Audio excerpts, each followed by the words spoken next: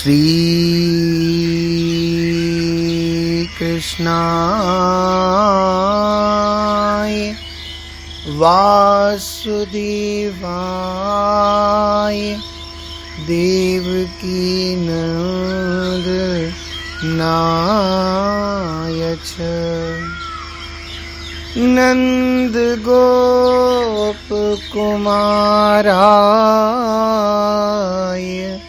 श्री गोविंदाय नमो नमः।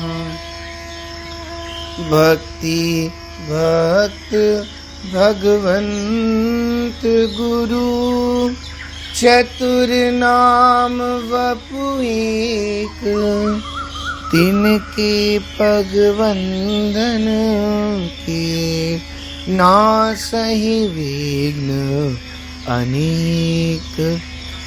मेरी भव बाधा हरऊं श्री राधा नागर दोए, जातन की झाई परे श्याम हरित द्युति होए।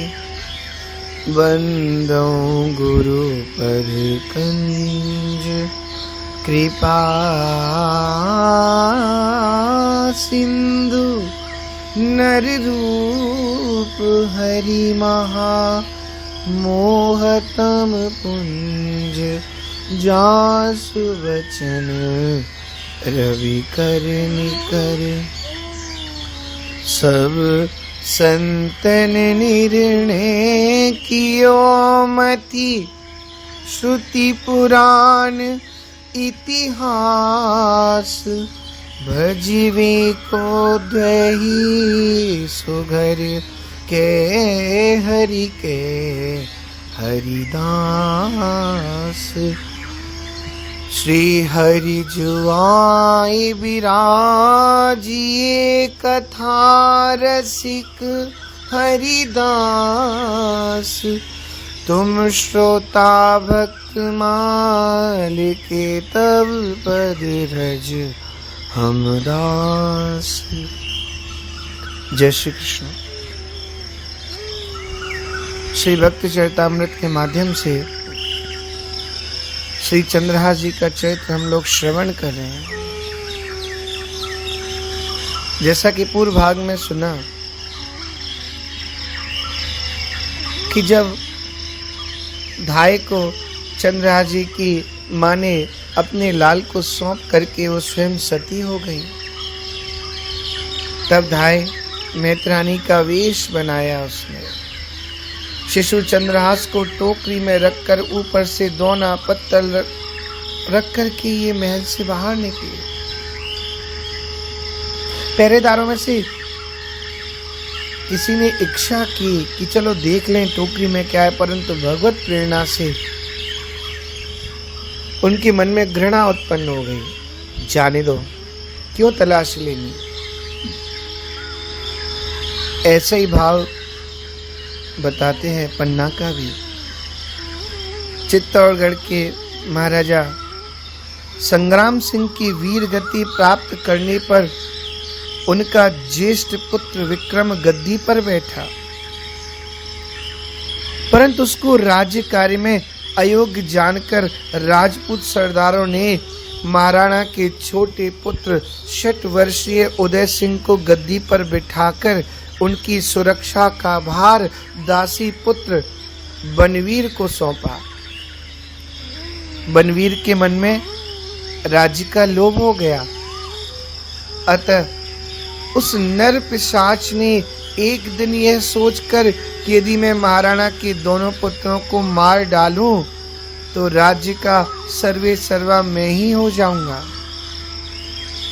रात्रि में नंगी तलवार लेकर सोते हुए विक्रम का वध कर उदय सिंह की ओर आ ही रहा था कि महल में जूठे पत्तलों को साफ करने के लिए आई हुई बारिन के द्वारा बनवीर के कुकृत्य एवं उसके हृदय की दुरभिसंधि को जानकर उदय सिंह की धाय पन्ना ने तत्काल अपना कर्तव्य विचार कर बालक राणा उदय सिंह को बारिन को देकर वीरा नदी के तट पर मिलने का संकेत कर तुरंत वहां से चले जाने को कहा। वारिन टोकरी में उदय सिंह को रखकर पत्तलों में ढककर महल से बाहर निकल गई। उधर पन्ना धाय ने अपने पुत्र चंदन को उदय सिंह के पलंग पर लिटा दिया। तब तक बनवीर ने आकर उदय का पता पूछा। धाय ने अंगुली से अपने सोते हुए पुत्र की ओर संकेत कर दिया। बनवीर की तलवार उठी, तत्काल बालक का सिर धड़ से अलग हो गया। उस धर्मनिष्ठ धाय ने उफ तक नहीं की। बनवीर के चले जाने पर वह पुत्र का शव लेकर महल से बाहर निकली। वीरा नदी के तट पर उसने पुत्र का अंतिम संस्कार किया। बारिन से उदय सिंह को लेकर यत्र तत्र भटकती हुई देरा के आशा शाह की शरण ग्रहण की। समय आने पर बनवीर को अपने दुष्कर्म का समुचित दंड मिला। महाराणा उदय जब सिंहासन पर बैठे तो पन्ना धाय की चरण धूलि को मस्तक पर चढ़ाकर उन्होंने अपने को धन्य माना। ऐसे ही चंद्रहास जी की धाय ने भी अपना कर्तव्य निभाया। चंद्रहास जी को लेकर कुंतलपुर में राजा कुंतलक की मंत्री धृष्ट बुद्धि के घर रहने लगी। विधि का विधान बड़ा विलक्षण होता है। जब बालक चंद्रहास 3 साल का हुआ तो वह सती साध्वी धाय भी परलोक सिधार गई। जैमिनीयाश्वमेध में वर्णन है।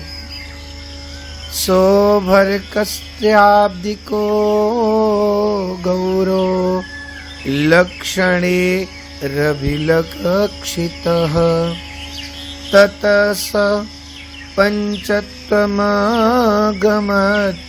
धात्री बालम विनाशति।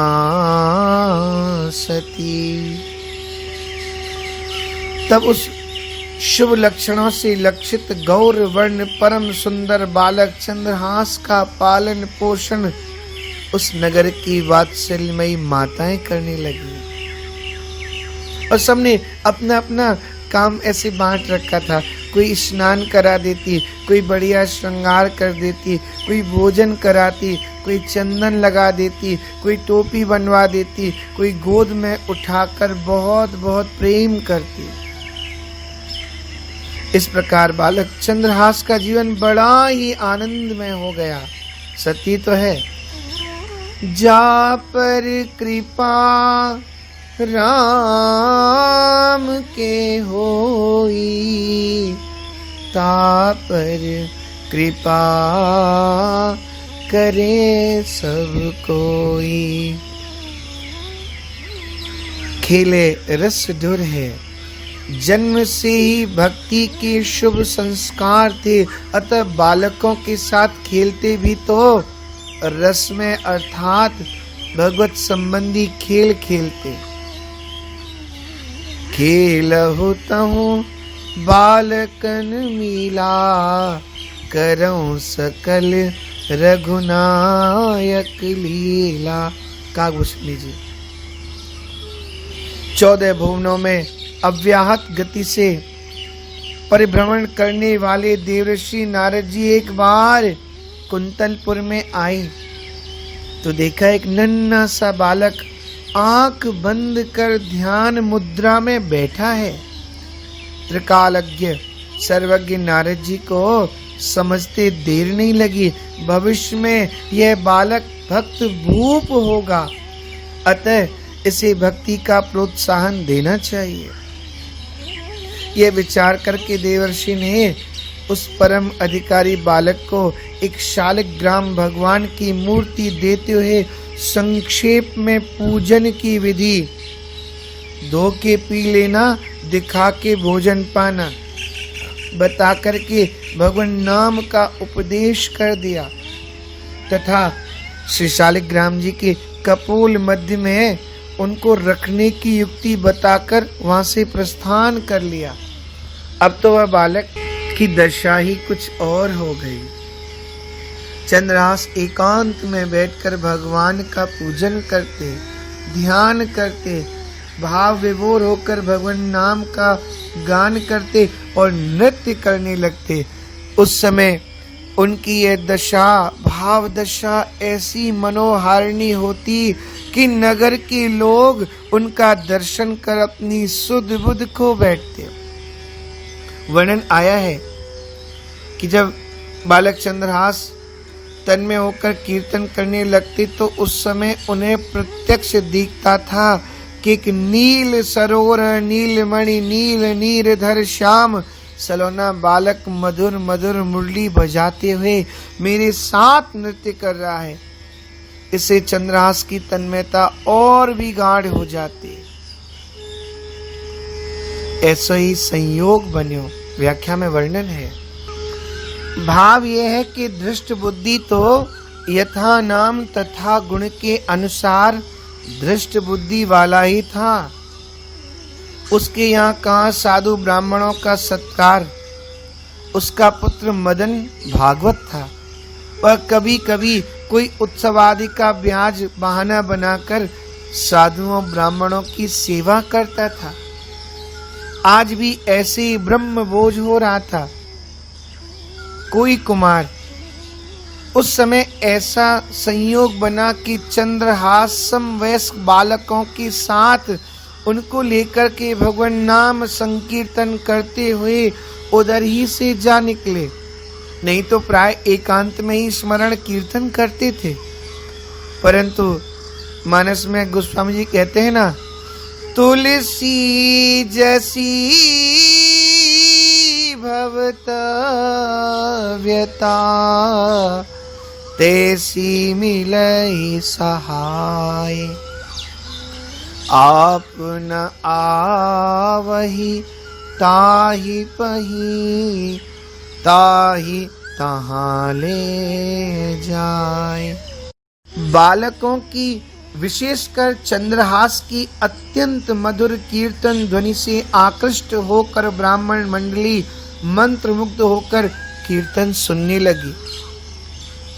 कीर्तन समाप्त होने पर ब्राह्मणों ने स्नेहवश चंद्रहास को साथ लेकर भोजन किया और बड़ी सूक्ष्मता से उसके शुभ लक्षणों को देखते रहे। भोजनोपरांत जब मंत्री ने अपनी लाडली बेटी, जिसका नाम था विषया को ब्राह्मणों के चरणों में माथा नवाकर प्रणाम कराकर उसके वर के संबंध में जिज्ञासा की, महाराज एक बात तो बताओ, इसको कैसा वर मिलेगा? तो सभी ब्राह्मणों ने एक स्वर में कहा, तेरी सुता को जो पति यह है। तो उसको बड़ा मन में लज्जा का अनुभव हुआ। सुन गयो लाज घुर है का भाव ये कि सचमुच मेरी बेटी का विवाह इस अनाथ बालक से होगा। यदि ऐसा हुआ तो बड़ी लज्जा की बात होगी, लोग क्या कहेंगे। पर यो सोच भारी कहा करो यो बिचारी, अहो सुता जो हमारी ताको पति ऐसो चाहिए। डारो या ही मार यह को यह है विचार, तब बोल नीच जन कयो मारो ही दाइये। लेके गए दूर देख बाल छवि पूर, हम योनि परे दूर दुख ऐसो अवगाइये। बोले अकुलाए तो ही मारेंगे सहाय कौन, मांगो एक बात जब कहो तब बाहिए। शब्दार्थ, योनि जाति देह, दूर परे धिक्कार है, अवगाइए होगिए, बाहिए तलवार चलाइए।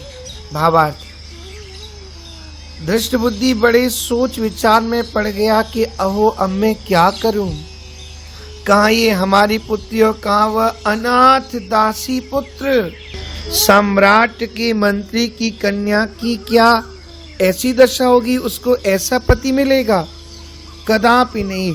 यदि ऐसा हुआ तो मेरी बड़ी अपकीर्ति होगी। इसलिए अब यही विचार ठीक है कि इस लड़के को मरवा डालना चाहिए। ऐसा निश्चय करके उसने नीच बधिकों को बुलाकर कहा कि इसे मार डालो, ये मेरे हृदय को जला रहा है। धृष्ट बुद्धि की आज्ञा से बधिक लोग चंद्रहास को दूर निर्जन वन में ले गए। उन्होंने देखा कि बालक बड़ा सुंदर है। वे अपने को धिक्कार कर कहने लगे, हमारी इस देह और जाति पर धूल पड़े जो अबद्धियों का वध करके दुख का अनुभव करना पड़ता है। फिर वे घबराकर चंद्रहास से बोले कि हम तुम्हें मारेंगे, बताओ अब तुम्हारा रक्षक कौन है। चंद्रहास ने कहा, मैं केवल एक बात मांगता हूं, तुम लोग थोड़ी देर रुको, जब मैं कहूं तब तुम मुझ पर हथियार चलाना, शस्त्र चलाना। व्याख्या, सुता चाहिए।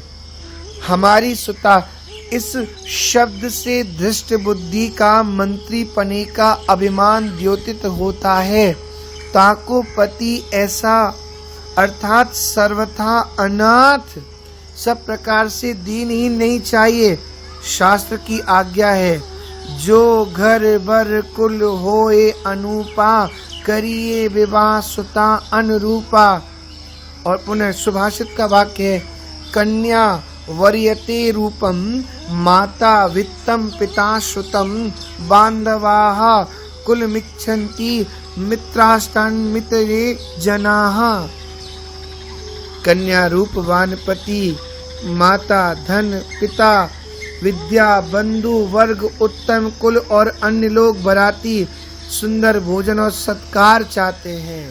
पुनः समाने सदृशे बरे अर्थात योग्य वर को कन्या देनी चाहिए। दारो याई मार अर्थात न रहे बांस न बाजे बांसुरी, देख अवगाइए। ततो देव स भगवान शांडालां स्थान मुमुहत, मोहितास्त्वत्यजा वाक्य मब्रुवन् कीदृशः शिशुः। तदंतर भगवान श्री कृष्ण ने उन चांडालों को मोह में डाल दिया।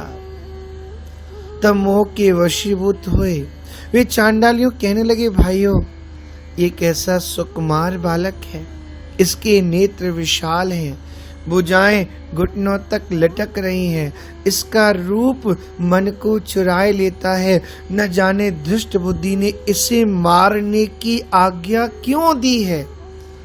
हम लोग तो वैसे ही पूर्व जन्म के नाना प्रकार के पाप कर्मों के परिणाम स्वरूप चांडाल होकर उत्पन्न हुए हैं। फिर यदि हम बालक का वध करेंगे ना इसका, तो हमारी कौन दारुण दशा होगी। अथवा न जाने कौन इस बालक ने ऐसा कर्म किया है कि जन्म से ही मात्र पितृ दीन होकर इस अल्प वय में ही मृत्यु का ग्रास हो रहा है। बोले अकुलाए। इधर बाल छवि पूर्व देखकर हृदय कहता है कि बद लायक नहीं बाल अनुपा। उधर मंत्री की आज्ञा क्या करें ये समझ में नहीं आता, परंतु मंत्री के भय से आज्ञा पालन की अनिवार्यता विचार कर बड़े ही विकल होकर के बोले, तो ये मारेंगे सहाय कौन।